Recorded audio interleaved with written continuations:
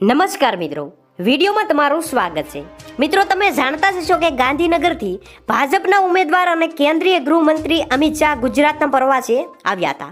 તેની સાથે તેમના દ્વારા પોતાના મત વિસ્તારોમાં તેમના દ્વારા પ્રચાર શરૂ કરવામાં પણ આવ્યો હતો। તેની સાથે અલગ અલગ વિસ્તારમાં વિશાળ રોડ શો યોજી અમિત શાહ દ્વારા મતદારો પાસે મત માંગવામાં આવ્યા હતા। એવામાં કેન્દ્રીય ગૃહમંત્રી અમિત શાહ દ્વારા ક્ષત્રિયો દ્વારા રૂપાલાના કરવામાં આવતા વિરોધ અંગે મોટું નિવેદન આપવામાં આવ્યું છે। મિત્રો, ભાજપના ઉમેદવાર પુરુષોત્તમ રૂપાલા દ્વારા એક કાર્યક્રમમાં ક્ષત્રિયો વિરુદ્ધ વિવાદાસ્પદ ટિપ્પણી કરવામાં આવી હતી। ત્યારબાદ ક્ષત્રિયો આંદોલન કરીને રાજ્યભરમાં વિરોધ કરવામાં આવી રહ્યો છે અને રૂપાલાને હટાવવાની માંગ કરવામાં આવી રહી છે। પરંતુ આજે અમિત શાહના રોડ શો દરમિયાન તેમણે આ મુદ્દા વિશે પૂછવામાં આવ્યું હતું તો તેમના દ્વારા જણાવવામાં આવ્યું છે કે રૂપાલાજી દ્વારા હૃદયથી માફી માંગવામાં આવી છે।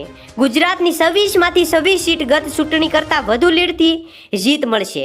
પૂર્વ પશ્ચિમ અને ઉત્તર દક્ષિણ ચારે તરફ 400 પારનો મૂળ રહેલ છે।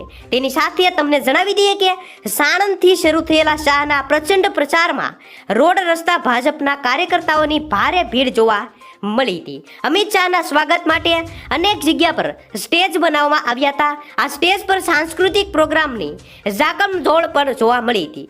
જ્યારે આ મેગા રોડ શોમાં મહિલાઓ મોટી સંખ્યામાં પહોંચી હતી। તેની સાથે જય શ્રી રામના નારા સાથે 400 પારના નારા આ રોડ શોમાં લાગ્યા હતા। અમિત શાહ દ્વારા જણાવવામાં આવ્યું હતું કે દેશની જનતાએ 400 પારનું મન બનાવી લીધું છે।